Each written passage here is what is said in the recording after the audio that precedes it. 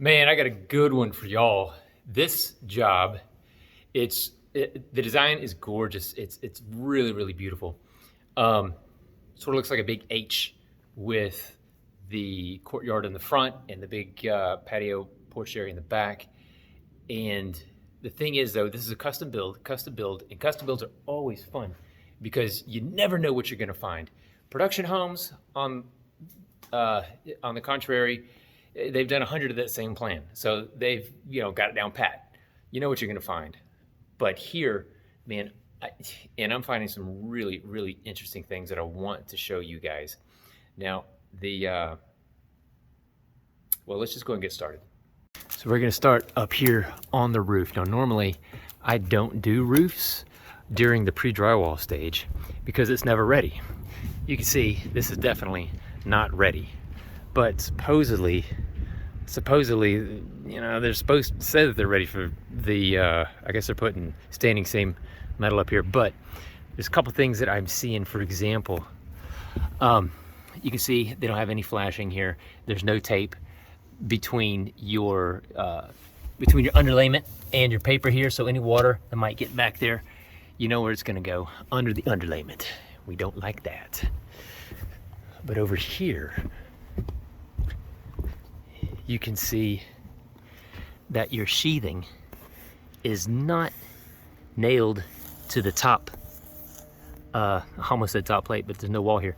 To the top, to this right here. So this sheathing should be fully nailed in on these, the top 4 feet. What else did I see up here? Oh, this engineered beam is exposed to the elements, so that definitely needs to be covered. Over here on this side, they just didn't even put in the sheathing. I don't know if they forgot or what, but obviously that needs to be put in. Oh, and this chimney. This thing's kind of a mess. You can see where they've cut and folded up this paper, and of course water is just gonna want to get in behind it, the way that they've overlapped it the wrong way. So, and you can see that on the sides, I mean, it's just a mess. First of all, I think this has probably been out a little bit too long, but you never know how long it's been out. But you can see how it's faded. Wrong staples, wrong fasteners, not taped, and it's kind of a mess there at the bottom. What the hell is that? Oh, it's an owl pellet. Oh, it's an owl pellet. I'm gonna bring this to my kids so we can dissect it. So here on the outside, a lot of things that I typically see. Obviously, it's really not ready for inspection, but we're sort of in between builders. So, things get kind of funny.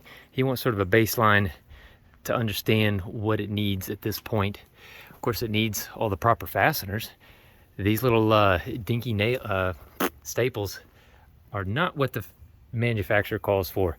You got to have those plastic capped staples up there.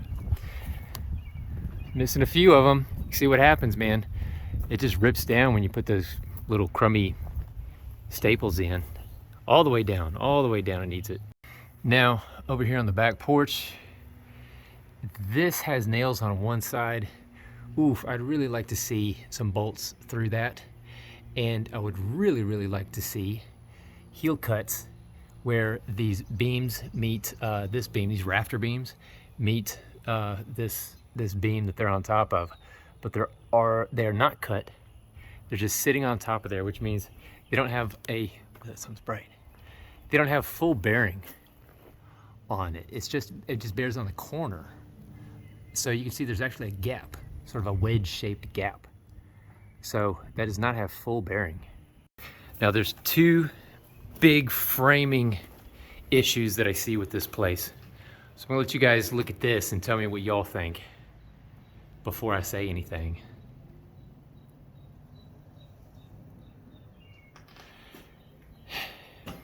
Yeah, this is really weird.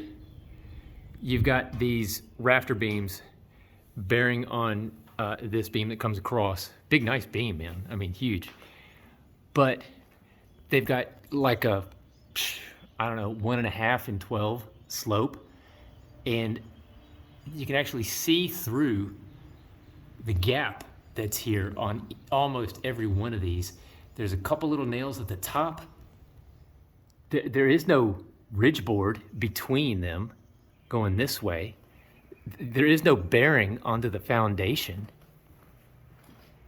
So, and this doesn't show, in the plans, the homeowner told me that originally it was planned to be inverted on both ways, and that little valley would carry water out, some sort of weird drainage system. The roofer nixed that idea. So they inverted it and did it like this. But, man, I told him, you need to get the engineer out here, because I'm afraid that any kind of pressure on this, top ridge might deflect this big, long beam. Even if it deflects a little bit, you can see how narrow this, how low this, what am I trying to say? How low the slope is. You're not getting very much bearing between these two rafter beams. I'm afraid that was gonna fail. So this really has me scared. Another biggie is that in the plans, I asked him to send me a copy of the wall bracing plans. And the wall bracing plans call for a big, awesome glass wall, beautiful, but you have hardly any strength in this, and certainly no hold down strength. So the plans call for one of these Simpson strong tie HTT4s.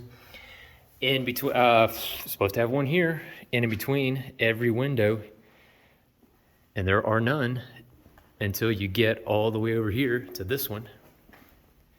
So you're missing, 1, 2, 3, 4, 5, 6, 7, 8, 9 over here. You're missing 9 over here.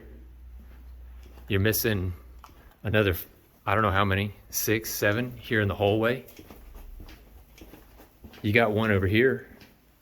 That looks awesome. You got one over here. That's missing a bunch of nails. And then in the primary bedroom, as soon as he gave me the guided tour and I saw this corner, I thought, holy smokes, where is the strength coming from here?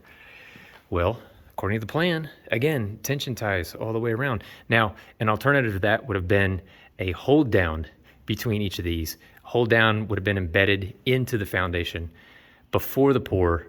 There are none, so they got to figure something out. I know he doesn't want these tension ties showing up in the living space, of course. Look how skinny that little corner is, holding up all this roof. Yeah, man, so, oof. There are definitely some things that need to be tackled here. Quite a few. Those are the big items.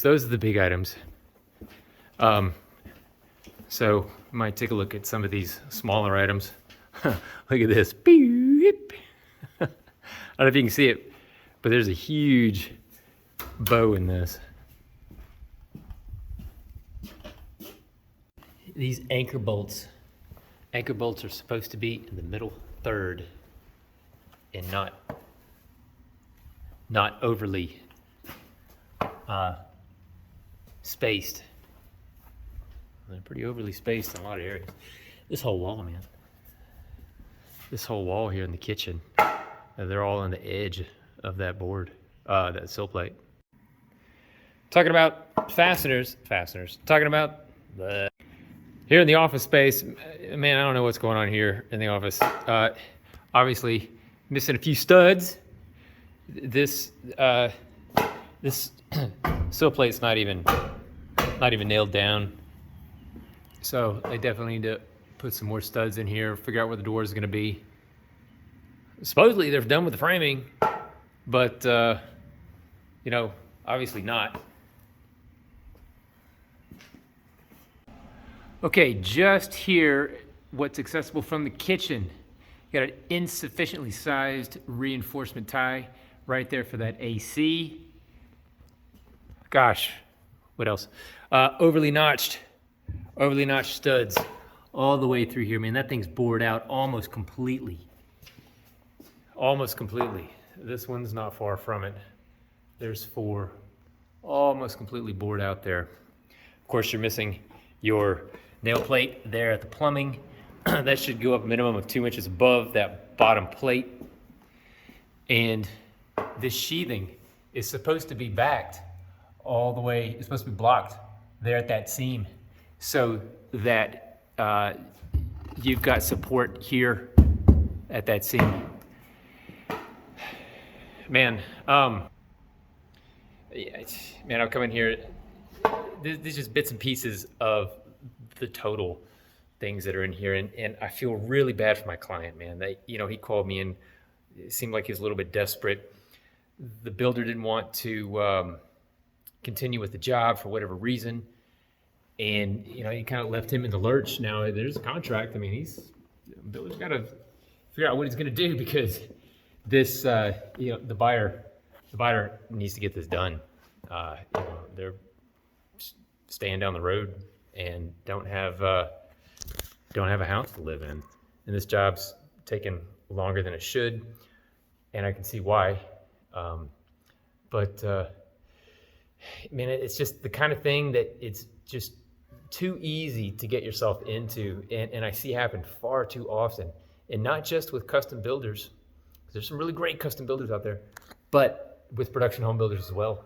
You sign the contract for one thing and you end up getting another.